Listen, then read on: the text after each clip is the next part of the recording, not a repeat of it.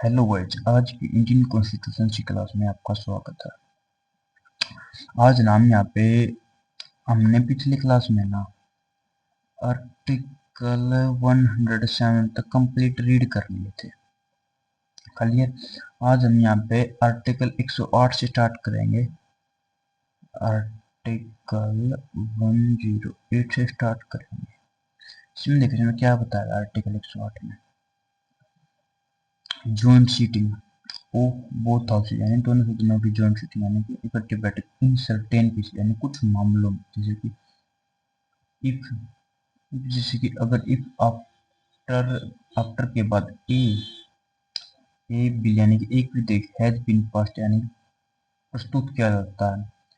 By one house यानी किसी एक सदन द्वारा एंड ट्रांसमिटेड ट्रांसमिटेड मतलब यानी कि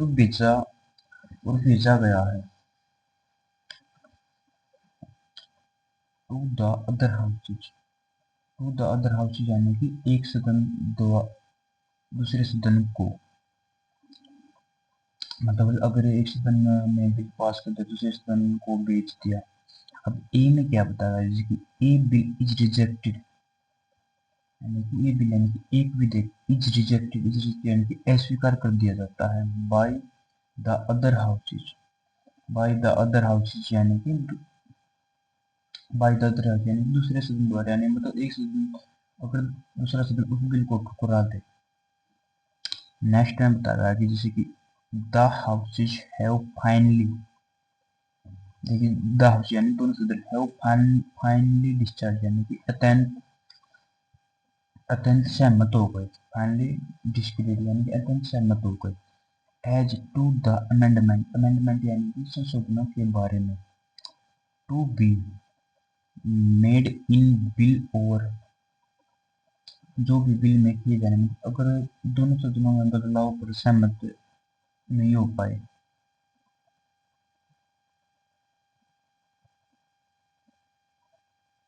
सी में बताया है जैसे मोर देन 6 months यानी 6 महीने से ज्यादा एलएसपी यानी कि समाप्त कर दिया यानी कि एलएसपी यानी कि बीत जाना from the date of the rejection यानी जिस दिन बिना बिल मिला था उस तारीख से। ऑफ द बिल यानी बिल की। ऑफ द अदर हाउस यानी दूसरे सदन की without the bill being proceed bye, अगर दूसरा सदन बिल को मिलने के बाद 6 महीने ज्यादा समय तक पास नहीं करता।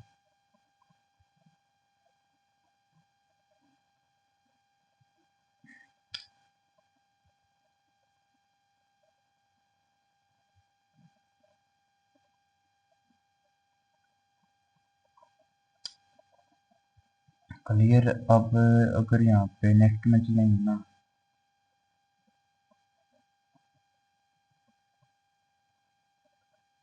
यहाँ पे देखो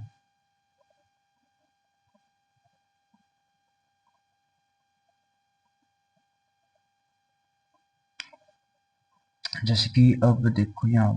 पे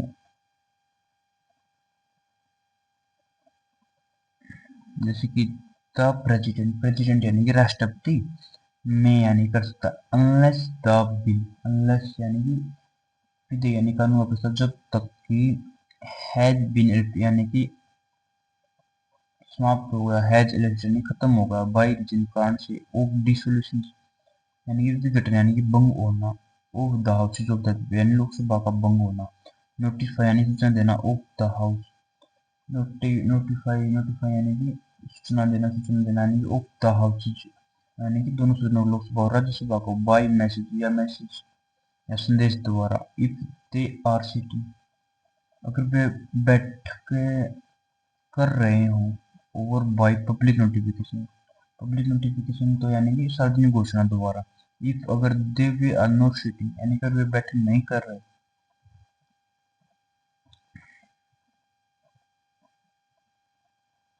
हिज इंटेंशन यानी कि अपनी इच्छा इरादा। टू समन्स यानी उन्हें बुलाना। To meet in a joint sitting यानी कि संयुक्त बैठक के मिलने के लिए। फॉर द पर्पज इस उद्देश्य से। ऑफ डिलिबरेटिंग द बिल यानी विचार विमर्श करने के लिए and voting on the bill उस विधेयक पर। क्लियर। अगर मैं इसका एग्जाम्पल दूँ आपको कहानी की तरह, देखो जैसे कि अगर इसका एग्जाम्पल देखेंगे ना, जैसे कि देखो तो राष्ट्रपति यानी कि एक बड़े परिवार का मुखिया ला लो। अब अगर फैमिली लो तो बड़े परिवार का मुखिया है, यानी कि जैसे कि ये कोई घर है, विश्व में जो सबसे बड़ा मुखिया है ना,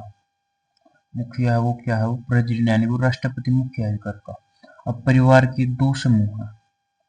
यानी कि एक लोकसभा एक राज्यसभा।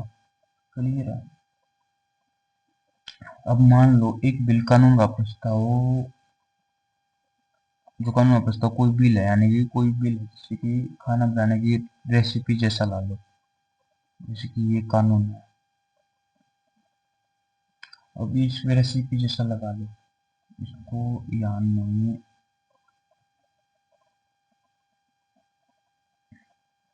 ये जैसे कि राज्यसभा अब कोई कानून है, ये कानून है कुछ भी लगा लो। लेकिन अगर लोकसभा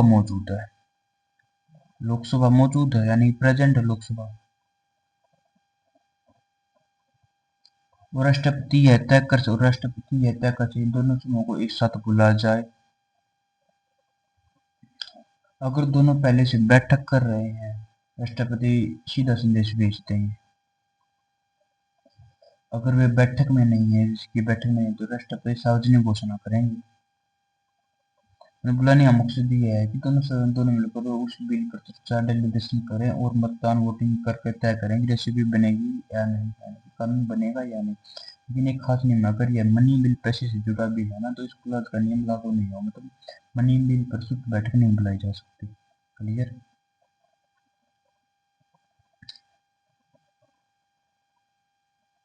अब जैसे कि आर्टिकल 108 का 2 देखो, जैसे कि इसमें क्या बताया गया कि इन रोकिंग का मतलब होता है यहाँ पर, जैसे कि इन रोकिंग यानी कि रोकिंग होता है यानी गिनती करते समय, इन रोकिंग यानी गिनती करते समय, इस हिसाब लगाते समय, any such period of 6 month, any such period of 6 month है, यानी कि ऐसी 6 महीने की अवधि, एनी रोके यानी शापते गिनती करते, any such period of 6 month यानी 6 महीने की अवधि, as is referred to in clause 1, यानी कि जो क्लोज 1 में बताया गया है, no account shall be taken, यानी कोई हिसाब नहीं जोड़ा जाएगा। No account shall be taken यानी कि कोई हिसाब नहीं जोड़ा जाएगा, ध्यान नहीं रखा जाएगा। और एनी पीरियड यानी कि एनी उस अवधि का ड्यूरिंग के दौरान द हाउस रेफर्ड, जो सदन में यानी लोकसभा राज्यसभा रेफर्ड यानी कि इन सब क्लोज सी, यानी कि क्लोज एक उपखंड सी में जिस सदन का जिक्र है, ऑफ दैट क्लोज, उस क्लोज का इज प्रोग्रेड यानी स्थापित कर दिया गया, सेशन खत्म कर दिया गया, और या एडजर्नल स्थापित किया गया है, बैठक टाल दी गई है, for more than four constitutive days, लगातार 4 दिनों से ज्यादा। जैसे कि अगर इसका एग्जाम्पल लेना हम, जैसे कि मान लो एग्जाम्पल इसका, सोचो कोई बिल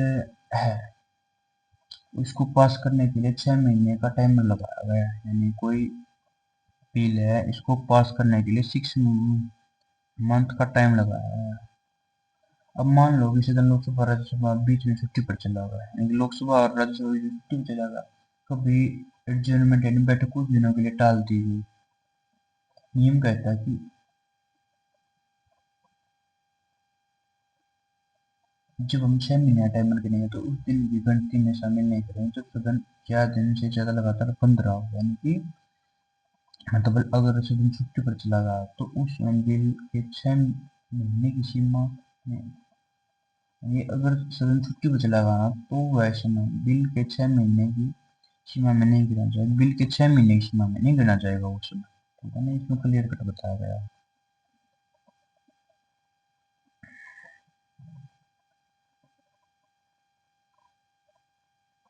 अब देखो थर्ड में, देखो क्लोज थर्ड में क्या बताया गया, ये है आर्टिकल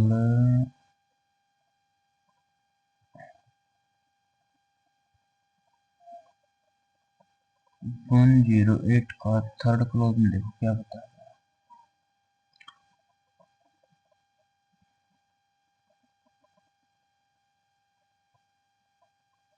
जैसे कि वेर वेर यानी कि जहाँ जिस स्थिति में द प्रेसिडेंट प्रेसिडेंट यानी कि राष्ट्रपति हैज अंडर क्लोजेस 1 यानी क्लोज 1 के तहत नोटिफाइड सूचना हिज इंटेंशन इस इरादे से ऑफ स्विमिंग स्विमिंग यानी कि बुलाने का द हाउसेज टू मीट दोनों सदनों को मीट यानी मिलने के लिए इन जॉइंट सिटिंग यानी कि संयुक्त बैठक मिलने के लिए नाइदर हाउस यानी कोई भी सदन नहीं, नाइदर हाउस यानी कोई भी सदन नहीं, सेल फर्दर कोई भी सदन यानी कि आगे बढ़ेगा विद द बिल यानी उस विधेयक पर, बट द प्रेसिडेंट परंतु राष्ट्रपति में एट एनी टाइम किसी भी समय after the date of his notification यानी कि अपनी सूचना की तारीख के बाद समन्स द हाउस यानी कि सदनों को बुलाना, समन्स द सदनों बुलाना to meet in a joint sitting, to meet यानी संयुक्त बैठक बुलाने के लिए फॉर द इस उद्देश्य से स्पेसिफाइड यानी कि तो इस सूचना में बताया गया है कि इन नोटिफिकेशन यानी कि सूचना में एंड और ही डज सो यानी कि अगर राष्ट्रपति ऐसा करते हैं the houses shall meet accordingly तो सदन उसी अनुसार मिलेगा। इसका अगर एग्जाम्पल दूँ मैं आपको, जैसे कि उसको तो राष्ट्रपति ने पहले ही बता दिया कि क्लोज 1 के तहत कि दोनों सदनों की संयुक्त बैठक के लिए बुलाना चाहते हैं। अब अगर नियम कहता है जब राष्ट्रपति ने सूचना दे दी तब जब तक लोकसभा और राज्यसभा उस बिल पर आगे काम नहीं करेगा, नहीं तो बिल पर कोई और कदम नहीं उठाएगा। तो फिर जैसे कि राष्ट्रपति ने पहले ही बता दिया कि लोग एक ही रहते हुए दोनों सदनों को संयुक्त बैठक के लिए बुलाना चाहते हैं। अब नियम कहता है संयुक्त बैठक के लिए बुलाना चाहते हैं, तो अब नियम कहता है राष्ट्रपति ने सूचना दी कि जब तक लोकसभा और राज्यसभा उस बिल पर आगे काम नहीं करेंगे, मतलब बिल पर कोई और कदम नहीं उठाया जाएगा, मतलब राष्ट्रपति के पास अधिकार है कि किसी भी समय सूचना देने के बाद दोनों सदनों को बुला सकते हैं। अब राष्ट्रपति बुलाएंगे, दोनों सदन उसी अनुसार मिलेंगे और बैठक करके उस बैठक का मकसद दी वही हो जो राष्ट्रपति इस सूचना में लिखा यानी बिल पर चर्चा और मतदान। क्लियर। नेक्स्ट देखो फोर्थ में क्या बताया गया है,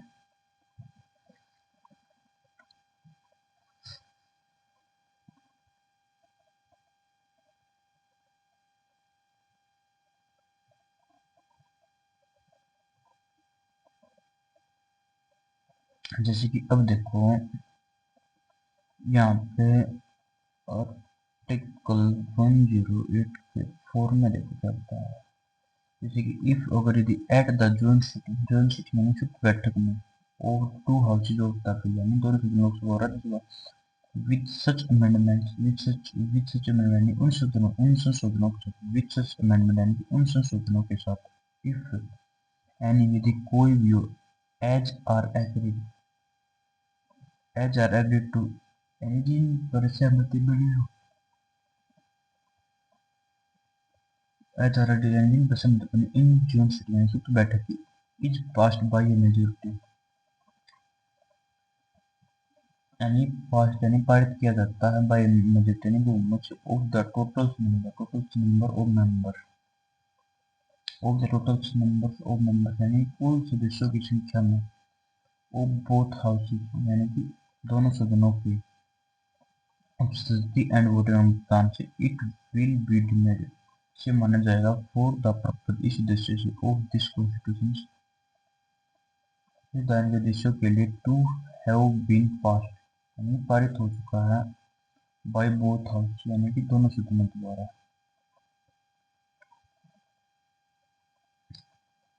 यानी कि अगर आपको इसका एग्जाम्पल दूँ ना, कि देखो सोचो लोकसभा राज्यसभा में एक संयुक्त बैठक में बैठे हैं, टेबल पर एक बिल रखा है। अगर दोनों सदनों ने मिलकर कुछ संशोधन चेंजेस किए और उन पर सहमति बन गई और फिर उस बिल को बहुमत से पास कर दिया, मतलब जितने सदस्य उपस्थित थे वोट करते हैं उनमें से आधे से ज्यादा ने हाँ कहा, तो संविधान मान लेगा कि यह बिल दोनों सदनों द्वारा पास हो चुका है। यानी सिर्फ बैठक में पास होना, दोनों सदनों से पास होना। क्लियर। अब जैसे कि इसके दो एक्सेप्शन दे रखे हैं, ए में क्या बताया हुआ है फोर्थ के,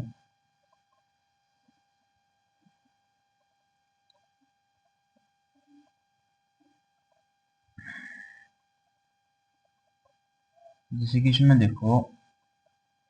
प्रोवाइडेड दैट यानी शर्त यह है कि एट ए जॉइंट सिटी यानी संयुक्त बैठक,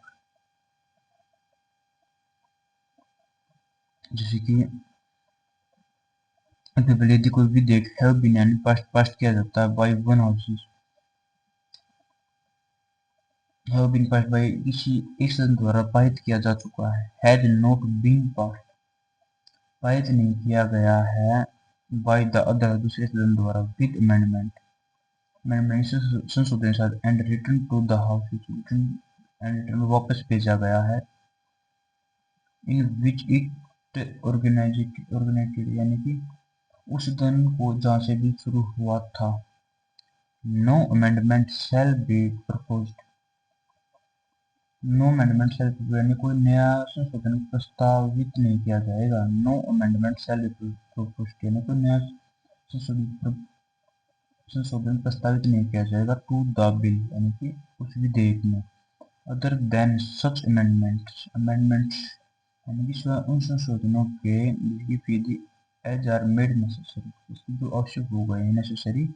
by the delay in the passage of the bill, by the delay in the passage यानी कि बिल पास होने में हुई देरी के कारण। जैसे कि अगर इसका एग्जाम्पल देखो, ये है आर्टिकल 108 का फोर्थ का ए। सोचो कि कोई बिल यानी कि लोकसभा ने बिल दिया और राज्यसभा को भेजा, अब राज्यसभा ने उस पर कोई संशोधन करके वापस नहीं भेजा। ऐसी स्थिति में जब दोनों सदन सदन चुप बैठे में मिलते हैं तो उस बिल पर नए संशोधन नहीं किए जा सकते, केवल वही संशोधन किए जा सकते जो देरी की वजह से जरूरी हो गए हैं। अगर बिल में तारीख पुरानी हो गई है, कोई तकनीकी बदलाव जरूरी हो गया है, मतलब चुप बैठे में बिल को जैसा वैसा ही माना जाएगा, बस देरी से जुड़े जरूरी बदलाव ही किए जा सकते हैं। इसमें मैं आपको अगर दोबारा बता दूं, सोचो कोई बिल लोकसभा ने बना दिया और राज्यसभा को भेजा, अब राज्यसभा ने उस पर कोई संशोधन करके वापस नहीं भेजा। स्थिति में जब दोनों सदन संयुक्त बैठक में मिलते हैं उस बिल पर नए संशोधन नहीं किए जा सकते, केवल वही संशोधन किए जा सकते हैं जो देरी की वजह से जरूरी हो गए हैं। और बिल में तारीख पुरानी हो गई या कोई तकनीकी बदलाव जरूरी होगा, मतलब संयुक्त बैठक में बिल को जैसा वैसा ही माना जाएगा, बस देरी से जुड़े जरूरी बदलाव ही किए जा सकते हैं। क्लियर है।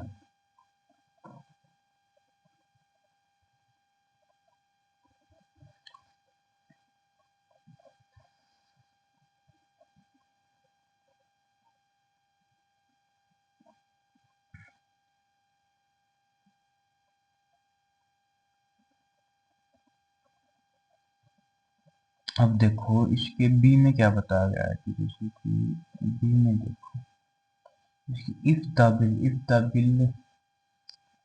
Has been passed and return, यानी अगर कोई बिल इस तरह पास होकर भेजा गया है, इफ द बिल कोई बिल हैज बीन पास इस तरह पास होकर यानी रिटर्न यानी कि वापस भेजा गया है। ओनली सच अमेंडमेंट्स एज एफोर्टसाइड यानी कि केवल वही संशोधन जो पहले बताए गए हैं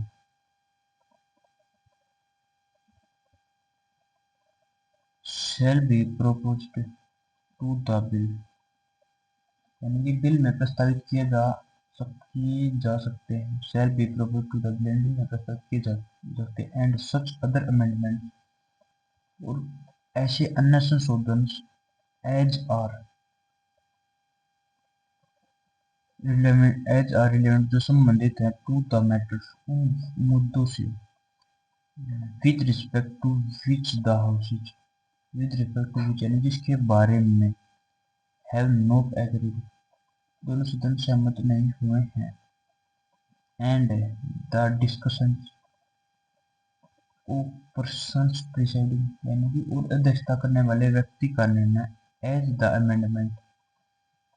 संशोधनों के बारे में which are admissible under this clause यानी कि जो इस क्लोज की तहत स्वीकार्य है शैल बी फाइनल यानी कि अंतिम होगा, उस पर कोई सवाल नहीं उठेगा। जैसे कि अगर इसका एग्जाम्पल देना ना,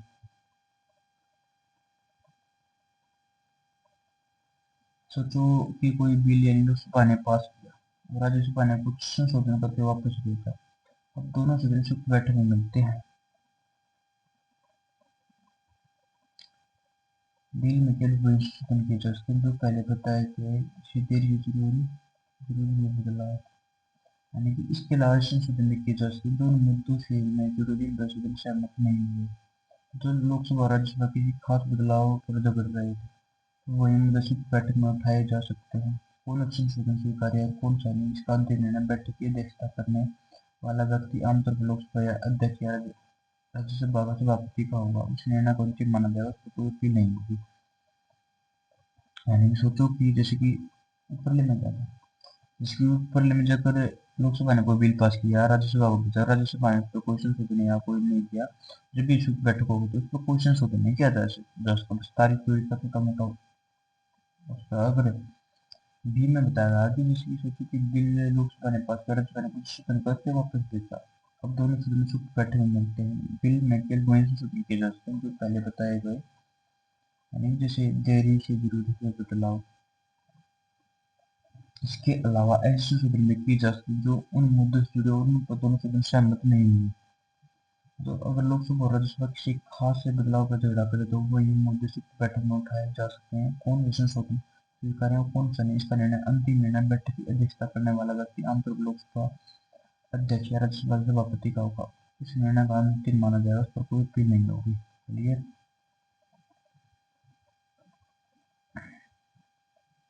अब लास्ट देखो आर्टिकल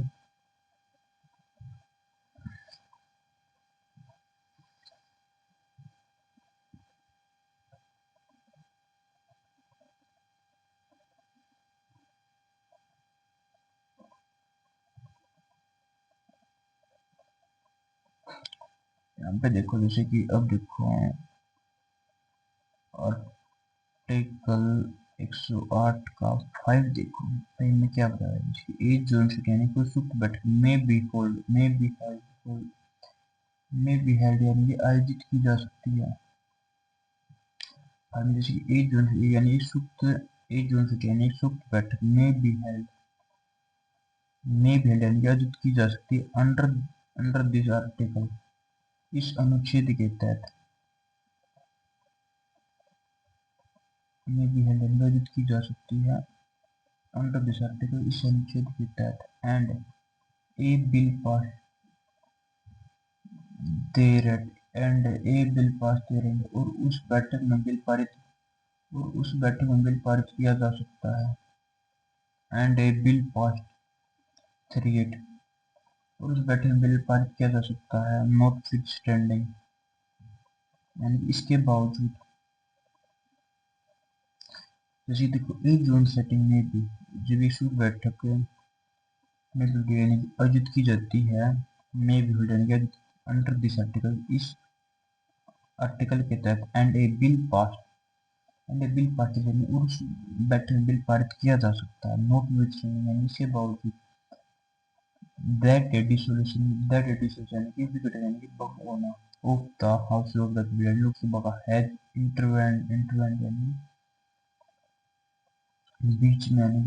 में हो गया घटित हो गया, सिंस द प्रेसिडेंट नोटिफाइड यानी कि जब से राष्ट्रपति ने सूचना दी है हिज इंटेंशन इस राज्य टू समझ यानी कि नीचा से चम्मच यानी सदनों को बुलाने का 2 मिनट दे रहा हूँ, यानी कि वामन वैसे बैठक में।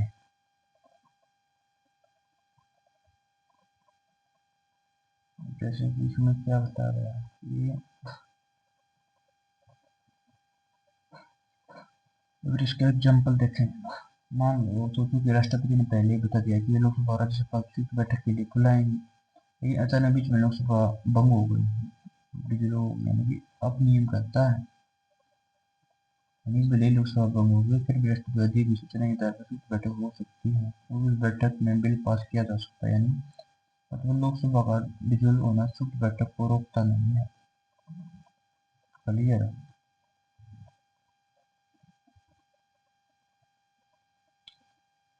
और जो नेक्स्ट है,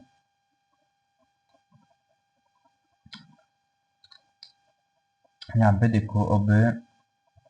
हमें आर्टिकल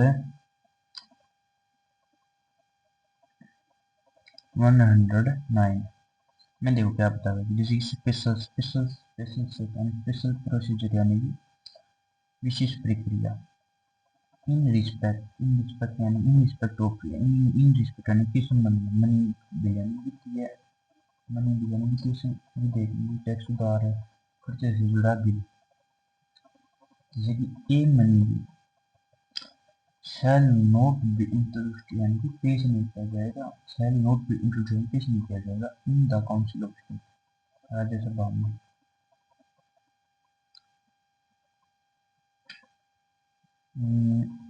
जैसे कि एग्जाम्पल देना, सोचो मनी बिल यानी कि मनी बिल लगा लो, अगर का बजट लगा लो, इसमें टैक्स से खर्चे उधार सकता होते हैं, अब सुधार करता है बजट, यानी बजट मनी बिल राज्यसभा में शुरू नहीं हो सकता, ये हमेशा लोकसभा में पेश किया जाएगा, क्योंकि लोकसभा की जनता से चुनी जाती है और पेश का हिस्सा उनका प्रतिनिधि भी तय करेंगे। राज्यसभा में मनी बिल इंट्रोड्यूस नहीं किया जा सकता। क्लियर। अब देखो यहाँ पे आर्टिकल आर्टिकल 109 के 2 में देखो तो क्या बताया गया है, आफ्टर जैसे कि जब मनी बिल यानी कि चीज देखी, जैसे कि आफ्टर ए मनी बिल यानी कि जब एक मनी बिल यानी वित्तीय विधेयक हैज बीन पास यानी पारित किया जा सकता है बाय द हाउस, किसी सदन बाय द हाउस लोकसभा पे, it shall be it shall be transmitted यानी कि इट शैल बी ट्रांसमिटेड, इसे भेजा जाएगा, इट शैल बी यानी कि ट्रांसमिटेड यानी कि इसे भेजा जाएगा to the council of state, council Rajya Sabha को, फॉर इट्स रिकमेंडेशन यानी कि उसकी सिफारिशों के लिए, and the council of state और राज्यसभा की शैल यानी within a period of 40 days यानी 14 दिन की अवधि के भीतर, फ्रॉम द डेट उस तारीख से, of it receipt receipt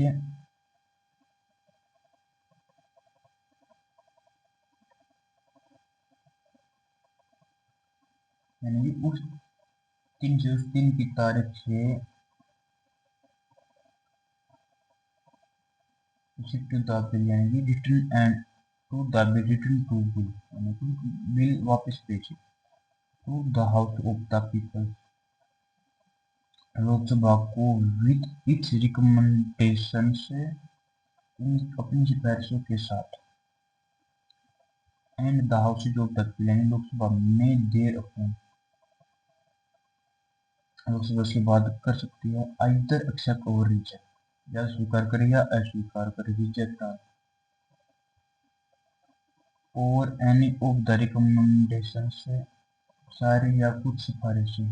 of the council of state यानी कि राज्यसभा की, जैसे कि एग्जाम्पल समझो,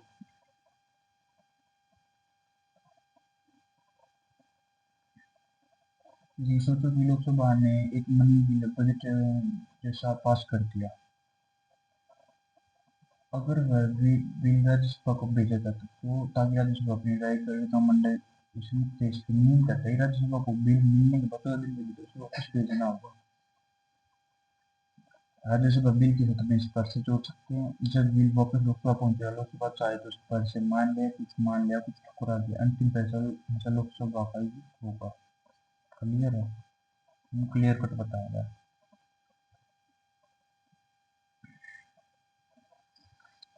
ये देखो थर्ड में क्या होता है कि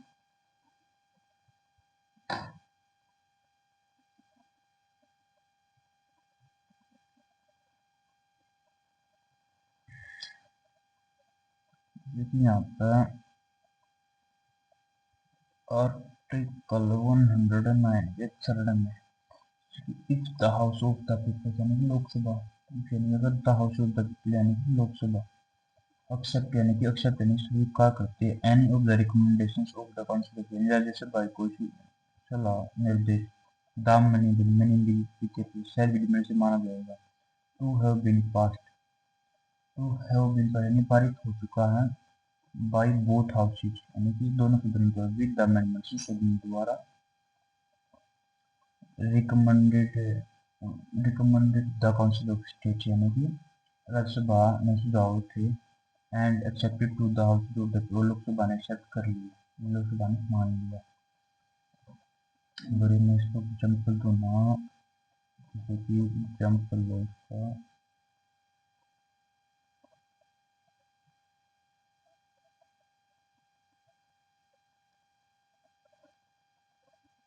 मान लो सोचो कि लोकसभा ने एक मनी बिल पास किया और उसे राज्यसभा को भेजा। राज्यसभा ने कुछ सिफारिश रिकमेंडेशन थी। अब नियम कहता है कि लोकसभा ने उन सिफारिशों में कोई भी मान ली तो वह मनी बिल ऐसा माना जाएगा कि दोनों सदनों से मिलकर पास हुआ। लेकिन ध्यान रहे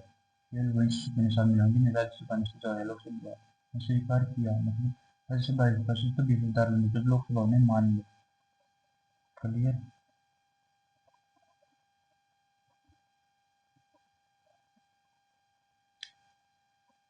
अब जैसे कि देखो फोर्थ में क्या बताया गया है कि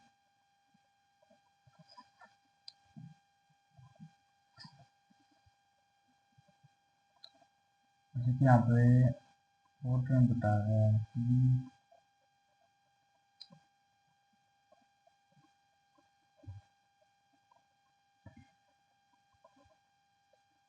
जैसे कि आर्टिकल 109 के फोर्थ में देखो, जैसे कि इफ यानी कि द हाउस यानी कि लोकसभा डज नॉट एक्सेप्ट यानी कि स्वीकार नहीं करती। अगर द हाउस यानी लोकसभा डज नॉट यानी कि स्वीकार नहीं करती any of the recommendations of the council of state यानी कि कोई सिफारिशें राज्यसभा की दाम मनी बिल द्वितीय बिल शैल विधि में माना जाएगा to have been passed by both houses भी दोनों सदनों द्वारा पास माना जाएगा इन द फॉर्म यानी कि उसी रूप में which it is passed by the जिसे पास किया गया bye the house of the people यानी कि लोकसभा द्वारा विदाउट एनी अमेंडमेंट न किसी संशोधन के यानी कि सुझाव जो राज्यसभा ने सुझाव by the council of state. यानी कि अब देखो फोर्थ में देखो फोर्थ में देखो एग्जाम्पल इसका जैसे मान लो सोचो कि लोकसभा ने मनी बिल पास किया और उसे राज्यसभा भी गया, राज्यसभा में कुछ सिफारिशें रिकमेंडेशन थी। अब ये बता कि अगर लोकसभा इस पर कोई भी सिफारिश नहीं मानती तो मनी बिल ऐसा माना जाएगा कि दोनों सदन मिलकर पास करते हैं। लेकिन बिल का रूप कोई बोलो लोकसभा ने पहले पास किया था यानी कि राज्यसभा सुझाव प्रश्न शामिल नहीं होंगे, मतलब राज्यसभा स्पष्ट से तब विषयदार बनती जब लोकसभा ने मान लिया। अगर टुकड़ा दे बिल वैसे ही पास माना जाए जिसे लोकसभा ने किया था। क्लियर। लेकिन कहा तो गया दोनों सदन बिल्कुल पास कर दिया गया है, तो कर लोकसभा ने।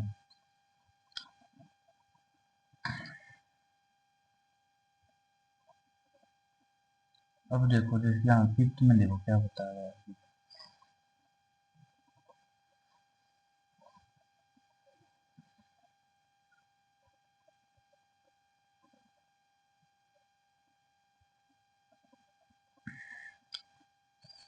जैसे कि यहाँ पे आर्टिकल 109 आप 50 में देखोगे ये क्या बता रहा है कि इफ अगर यदि मनी बिल यानी कि will passed by the house of the अगर लोकसभा द्वारा पास किया जाता है एंड ट्रांसमिटेड और भेज जाता to the council of state यानी कि राज्यसभा को फॉर इट्स रिकमेंडेशंस यानी कि सिफारिशों के लिए is not return to the house of the peoples वापस नहीं किया जाता लोकसभा को within the said period of 14 days यानी 14 दिन की अवधि के भीतर इट शैल बी से माना जाएगा to have pass to have been passed यानी कि पास हो चुका है बाय द बोथ ऑफ दोनों सदनों द्वारा and the expressions of the said period उसी अवधि के समाप्त होने पर in the form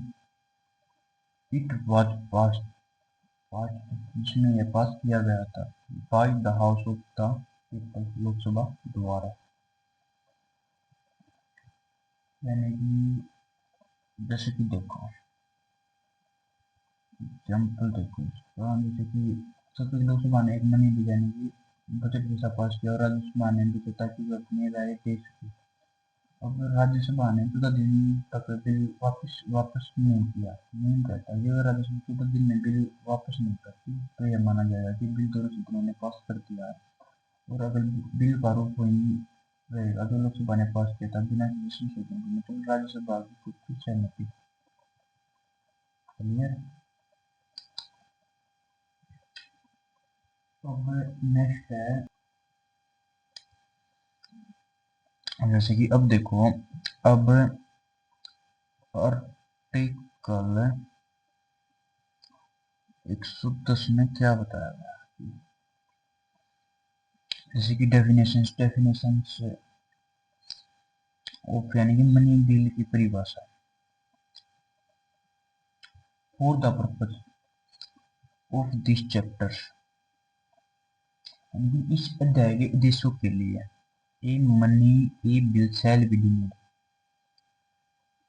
A bill shall be एक यानी कि विधिक माना जाएगा to be a money bill यानी कि मनी बिल यानी वित्तीय विधेयक if it contain only provisions जिसमें केवल प्रावधान है if it contains only provisions केवल इसमें प्रावधान है डीलिंग विद यानी कि संबंधित जुड़े हुए हैं all over any of the flowing matters निम्नलिखित विषयों में यह सभी या कोई एक नेमली यथार्थ यानी कि अगर इस फिगर में इसका एग्जाम्पल देना चाहो तो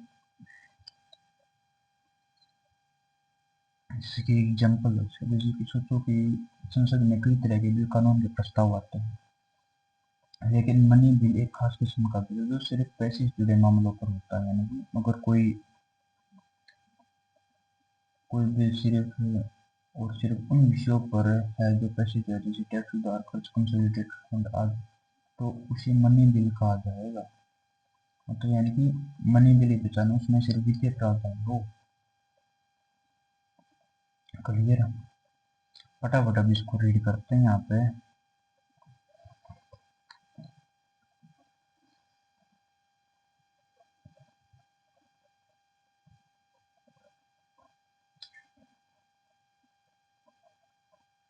जैसे कि अब देखो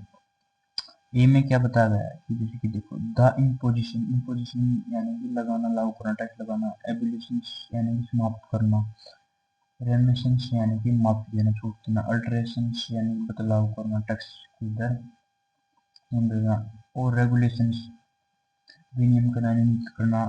टैक्स कैसे लिया जाएगा इन तरीके तय करना ऑफ एनी टैक्स किसी भी कर टैक्स का सोचो कि सरकार खाने के थाली पर टैक्स लगाती है अगर जैसे अगर कोई बिल सिर्फ इस बारे में टैक्स लगाना है अभी सोचो कि सरकार खाने की थाली पर टैक्स लगाती है अब संविधान करता है अगर कोई बिल सिर्फ इस बारे में टैक्स लगाना इम्पोजिशन या टैक्स खत्म करना एबिलिशन या टैक्स में छूट देने रेमिशन से या टैक्स की दर नियम देना अल्टरेशन से या टैक्स कैसे लागू किया जाने का तरीका बदलना रेगुलेशन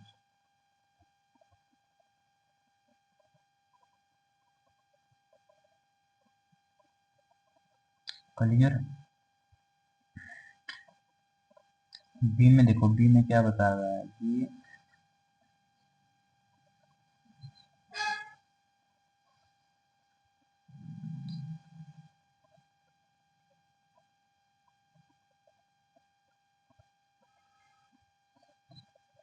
जैसे कि बी में बताया गया है कि द रेगुलेशंस यानी कि नियंत्रण, the regulations of the borrowing of money यानी पैसे उधार लेना, और the giving of any guarantee कोई गारंटी नहीं ले, सरकार किसी ऋण की गारंटी ले, bye the government of India Bharat सरकार द्वारा,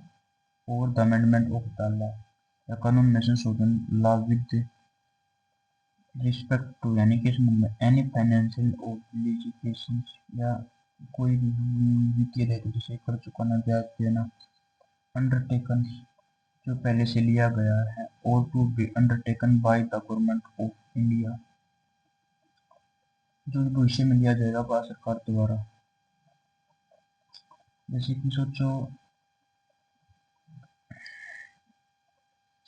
कि भारत सरकार एक बार कभी कभी से पैसे उधार लेने पड़े, जैसे कि बैंक से लोन लेना, कभी सरकार किसी और की लोन गारंटी दी, जैसे कहती है अगर वह कंपनी पैसा नहीं चुकाएगी तो हम चुकाएंगे। अब संविधान कहता है कि अगर कोई बिल सिर्फ इस बारे में सरकार पैसे कैसे उधार लेगी, किस गारंटी देगी, यह तय करता है कि सरकार ने वित्तीय दायित्व कर ब्याज गारंटी से जुड़े कानून में बदलाव होगा तो यह मनी बिल कहलाएगा। यानी कि जैसे कि सोचो, भारत सरकार एक परिवार कभी कभी से पैसा उधार लेना पड़ता है, किसी बैंकों से लोन लेना, कभी सरकार किसी और के लोन की गारंटी देती है, जैसे कहती है कि अगर यह कंपनी पैसा नहीं चुकाएगी तो हम चुकाएंगे। सुल्तान कहता है अगर कोई बिल सिर्फ इस बारे में सरकार पैसे कैसे डलेगी ऐसी गारंटी देती है, तय करता है सरकारी नीति दे तो कर्ज ब्याज गारंटी जुड़े कानून में बदलाव हुआ तो यह मनी बिल कहलाएगा। क्लियर। सी में देखो,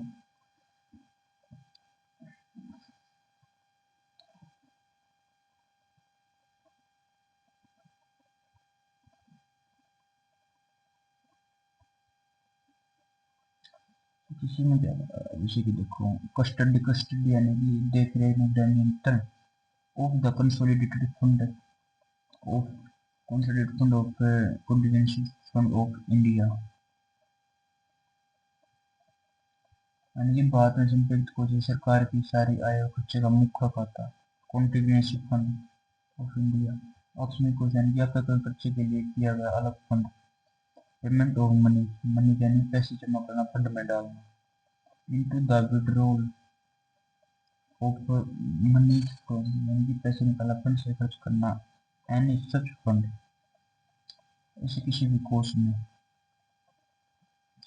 एग्जाम्पल सोचो, जैसे कि सोचो भारत सरकार के पास दो बड़े खजाने यानी कि दो बड़े खजाने फंड है, कंसोलिडेटेड फंड ऑफ इंडिया इसमें सरकार की सारी आय टैक्स द्वारा आती आती है, और चौबीसी में आता है कंसिस्टेंसी फंड ऑफ इंडिया, ये छोटा अल्पकालीन खजाना है जिससे तुरंत खर्चे किए जा सकते हैं। सुविधा कहता है अगर कोई बिल सिर्फ इस बारे में किसने फंड को देख रहे कैसे होगी कस्टडी, ये इनमें पैसे कैसे जमा होंगे, पेमेंट इनमें कैसे निकालेंगे, विड्रॉल है बिल मनी बिल कहलाएगा। डी में देखो, डी में क्या बताया गया है कि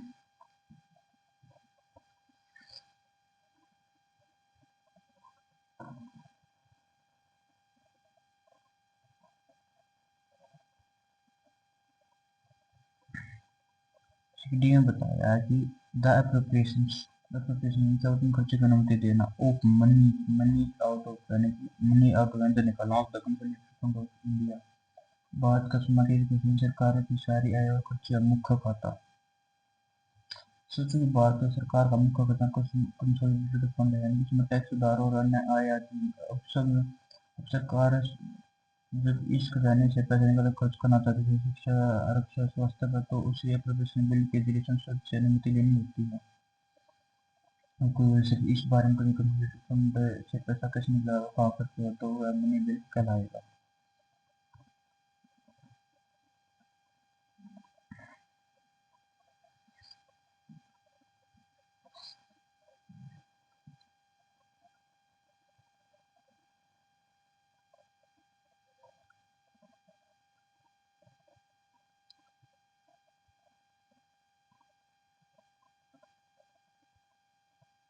अब जैसे कि देखो, आर्टिकल 110 का 1 का ई, जैसे कि the declaring of any expenditures, यानी किसी खर्चे को घोषित करना, to be expenditure charges on, यानी कि ऐसे खर्चे जो सीधे लिया जाएगा, on the consolidated fund of India, यानी कि भारत का समग्र यानी सरकार का मुख्य खजाना, और the increasing of the amount, या उससे खर्चे की राशि बढ़ाना, एंड एनी सच एक्सपेंडिचर, यानी कि किसी भी खर्च की, जैसे कि सोचो, अगर इसका एग्जाम्पल लेना, जैसे कि सोचो कि भाषा का मुख्य खजाना कंसोलिडेटेड फंड है, यानी कि अब कुछ खर्चे ऐसे होते हैं कि संसद हर साल वोट करके मंजूरी नहीं देते हैं, बल्कि सीधे फंड से निकलते हैं, इन्हें कहते हैं चार्जेस एक्सपेंडिचर। राष्ट्रपति होते हैं, सुप्रीम कोर्ट जो होते हैं, चुनाव आयोग का खर्च संसद के चेयरमैन का चुनाव स्वीकार करता है। अगर कोई बिल यह तय करता है कि किस खर्च का एक्सपेंडिचर घोषित किया जाए या पहले से चार्ज एक्सपेंडिचर की राशि को बढ़ाया जाए, तो यह बिल मनी बिल कहलाएगा, यानी किसी खर्च को चार्ज एक्सपेंडिचर घोषित करना है, उसकी राशि बढ़ाना मनी बिल। क्लियर?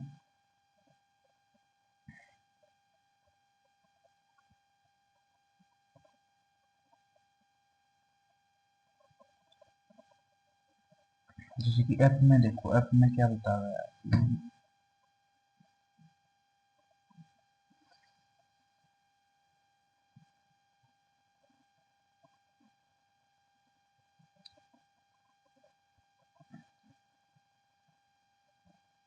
जैसे कि ऐप में देखो,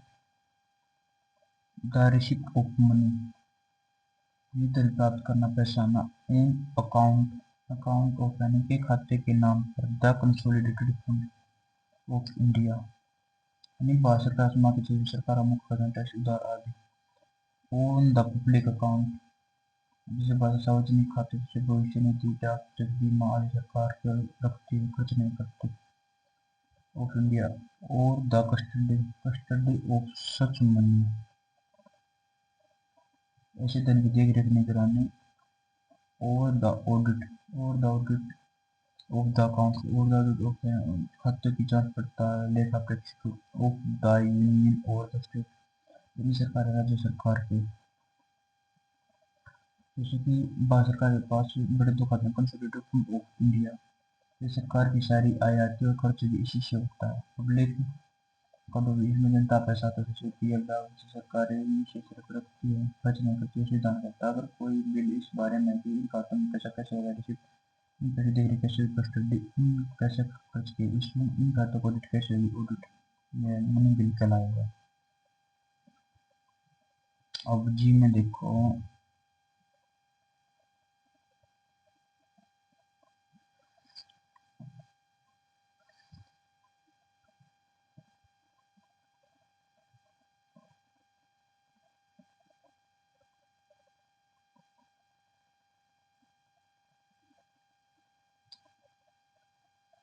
जैसे कि इसमें बताया कि एनी मैटर इंसिडेंट, यानी साइज में जुड़ा हुआ है, एनी ऑफ द मैटर, किसी भी विषय से स्पेसिफाई इन सब क्लोज ए एंड एफ, यानी जो फंड ए से एफ में बताया जाएगा। तो चूंकि हमने पहले ए से एफ तक देखा कि टैक्स उधार, फंड खर्च, ऑडिट आदि, तो उदाहरण कहता है अगर कोई भी ऐसे विषय पर जो सीधे इन मामलों से जुड़ा है, तो इन मामलों लागू करने के लिए शायद इंसिडेंट है, जो इसी तरह मनी बिल कहलाएगा, यानी कि जैसे कि टैक्स लगाने का नियम ए, लेकिन टैक्स वसूलने की प्रक्रिया तय करना ये इंसिडेंटल है। कंसोलिडेटेड से पैसा निकालना डी है, लेकिन इसमें पैसे का हिसाब किताब रखना तरीका तय करना है इंसिडेंटल है। क्लियर? आज की क्लास में याद, नेक्स्ट क्लास में इसको करेंगे। थैंक्स, मिलते हैं नेक्स्ट क्लास में।